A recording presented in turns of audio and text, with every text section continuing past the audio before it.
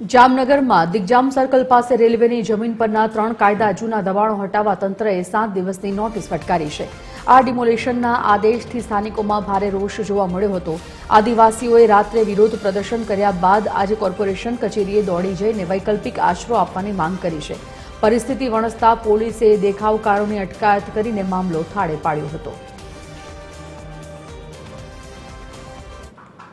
જ્યારે 2021ના એક કેસ પ્રમાણે સુપ્રીમ કોર્ટનો ચુકાદો છે કે આ બધા જ વ્યક્તિઓને વસવાટ જે છે એ સ્થાનિક સ્વરાજ્યની ભૂલ છે, રેલવેની ભૂલ છે, બરોબર। એ લોકોને વૈકલ્પિક જગ્યા આપવી અને તે પછી એ લોકોને ત્યાંથી પલાયન કરીને પછી ડેમોલિશન કરવું, એના બદલે આ લોકો સુપ્રીમ કોર્ટના ચુકાદાનો પણ અનાદર કરી અને બંધારણને પણ નેવે મૂકીને મન ફાવે એવી રીતના દાદાગીરીથી ડેમોલિશન કરે છે। અને જે અમુક ટાઇટલ ક્લિયર મકાનો છે એમાં પણ આ લોકો નોટિસ ફટકારે છે કે જેમાં કોર્પોરેશને 3.5 લાખની 4 લાખની સહાયો આપીને મકાન ઉભા કરેલા છે। સરકારની જ બનાવેલી ઇમારતો મન ફાવે એમ પાડીને આ લોકો ગરીબ માણસોને બેઘર કરી નાખવાના જ મૂડમાં છે।